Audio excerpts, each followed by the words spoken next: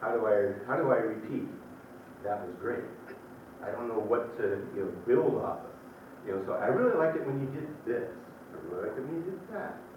That type of thing. So 3 things you really liked about the speech, then 1 thing that they could do to improve it. So if they only made 1 change, where would they get the biggest bang for the buck? Now you might get 20 of these back and get 20 different answers on this one. And you can't change 20 things on your next speech. So you just pick the 1 or 2 that you think is probably going to be, that you agree with. But if you get 20 of these back and 18 of them say, make eye contact, what's the 1 thing you should be focused on next time? Making eye contact. It's pretty much universal. Everyone agrees, yeah, that's not your strength. Work on that. Right? So 3 things you liked, 1 thing they can do to improve, then, and only then, what were the speaker's main points? And if they only had 2 main points, you just write down 2 things. So if I gave my speech, you'd write down 3 things you like, 1 thing I can improve on. Oh, no, like, tastes great, let's go into his cheap. Right. This is not a test of you. This is not a test to see were you paying attention, anything like that. This is strictly feedback for the speaker. If the speaker does their job correctly by repeating the chorus of their speech over and over again, after you've spent 90 seconds or whatever, a minute, 92 minutes, answering the first 2 questions, it still should be fresh enough in your mind that you can answer these were main points.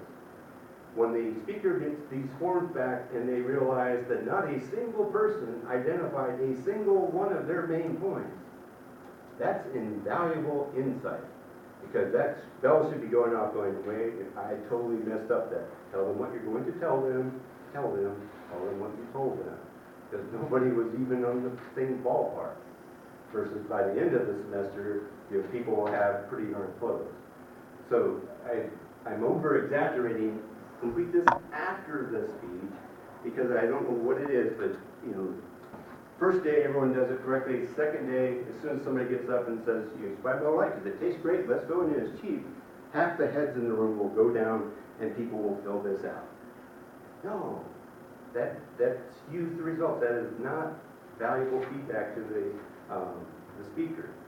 Wait till they're done, you clap, spend 2 minutes answering the first 2 questions, then can you remember what their main points were? And again, it's not a test. Nobody sees this other than the person who fills it out and the speaker. You guys get this, I don't pay attention to this, nobody else sees it. So, be honest with people.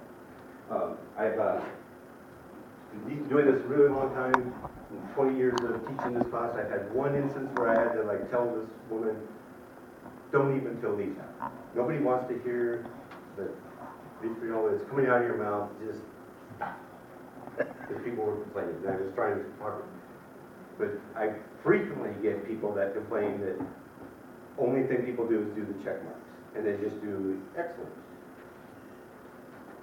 That doesn't help you a bit. Right? And for 1 thing you can do to improve, don't say it. Don't suck. How do you not suck? I thought I was not sucking, but so you take these seriously because they do help. So these are the forms that I have to fill out. You don't have to make copies of these. I have these. But there's a form for the informative, a form for the argumentative, a form for the interactive, and then there's a form for the civic engagement speech. They're mostly the same. This is the first speech. And I supply these, so you don't have to make copies of these. The other ones you do. The 80%, the stuff at the top, is pretty much the same, a little bit of a difference. If you look at these are on Blackboard, but each one has highlighted with what's different from the previous one. But most of the part, this stuff is the same. It's the 20% at the bottom that changes across the 4 different speeches. For the first speech, it's the relevance of the topic. Do you make it of immediate interest and value? Yeah, I need to know how to kill a zombie. There's a dead zombie on the floor. Or is this of no interest to me whatsoever?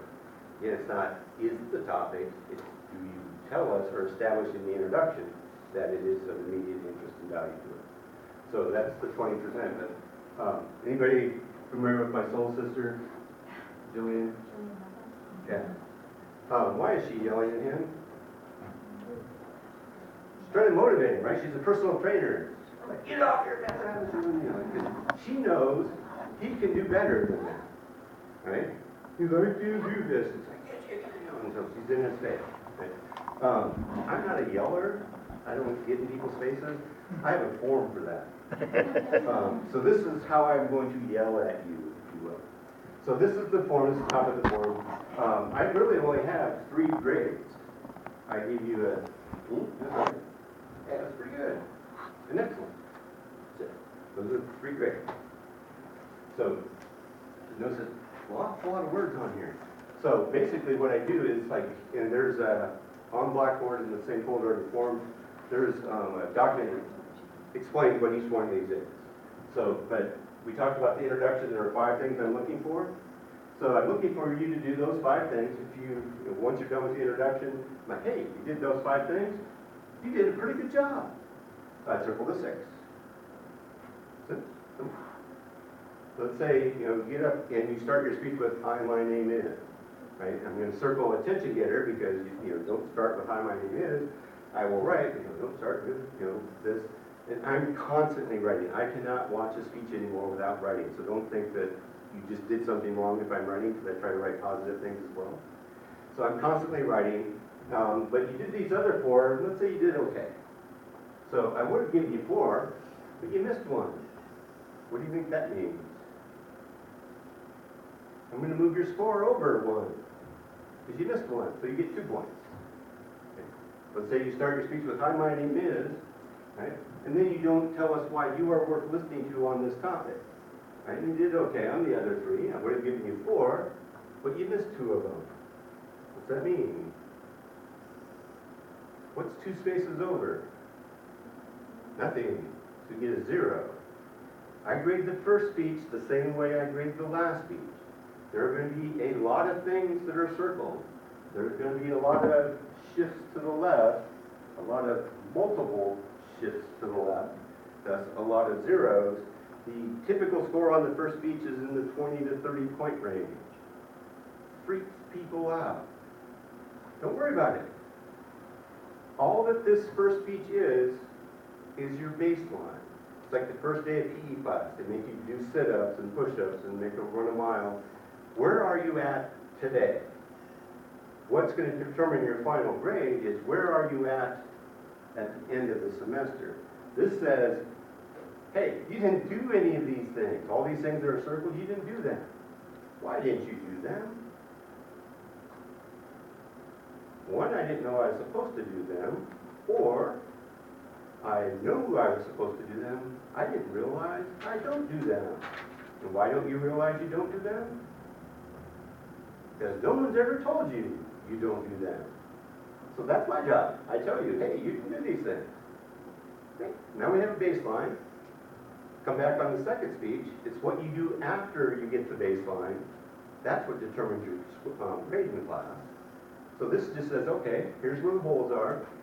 If you put forth the effort and you don't get bogged down like, oh my God, I'm failing the class. No, you're not. If you score 40 points, I'm not worried about you whatsoever. I consider 40 points in the first speech an A. Everyone else thinks, oh my God, I'm failing. It's like, no, you're golden. I don't have a worry about you. Keep moving forward, because what's going to happen, every time you give a speech, so you're putting forth effort, you're going to have fewer things that are circled, because now I realize I'm supposed to actually tell you I'm credible on this, so I don't get that one circled. These things that you're doing okay, you get better at them with practice. And so, scores on the first speech are really low. Second speech, they jump up. Third speech, they jump up again. By the last speech, there's generally very few things that are circled. Most of the things you're either doing very well or excellent, right? And the scores will take care of themselves. I do it this way because this allows you to see first speech, I was down here and I missed all these things. But boy, I felt better. I felt I did much better on the second speech, and my score went up. Felt better I did on my third speech, and my score went up, and so forth. So it gives you kind of a realistic sense of where you are. When I came out of graduate school, I did it the old-fashioned way, which was 80 to 90, 90 to 100. First speech, I don't expect a whole lot. So, hey, that was decent, right? Give you 85% on that one, right? And then you come back and you do much better on the second speech. But I expected you to do much better on the second speech, so I changed the criteria on you. you get an 87, right? And you're like, wait a minute, I did so much better on the second speech. I'm like, yeah, you did, but I changed the criteria on you. This, trust me, this works much better because you get to see where you are, and you just sort of have to take it in faith that I am not going to fail you. I fully expect you to, you can get 0 on this. You can miss all of these things, hopefully not, but you can miss all of these things and still get an A in the class, because it's what you do after the first speech that matters, not what you do on the first speech. This just says, hey, this is where you are as of March 8th. You know, as of March 8th, this is where you were. What are you going to do now? Right? And if you do, if you work the system, you will amaze yourself. Just as a heads up, because people are like, oh yeah, I'm gonna rock this.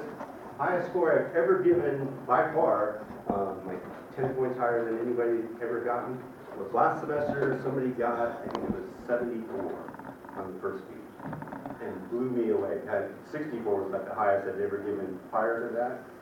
This woman just, it was phenomenal. And she went deaf.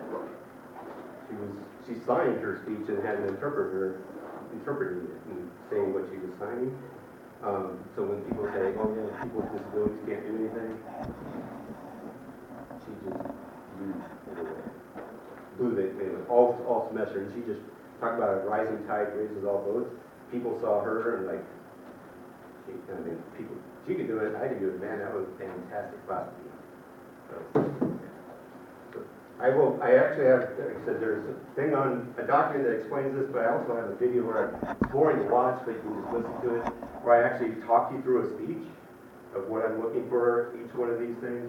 I'll post that as well if you're curious about it. But the key things, don't fret the score. Think, okay, this is my baseline, this is where I'm at, these are my holes, work on fixing the holes, grades will take care of themselves. So, Tuesday at the library, bring your final exam cheat sheet, enjoy the weekend. Sounds like Saturday's supposed to be decent weather. You have to listen to me one more time and then party. This class really does get interesting starting Thursday. Number 1 goal, public speaking. No boring speeches. So, have a good weekend. We'll see you Tuesday. Yeah.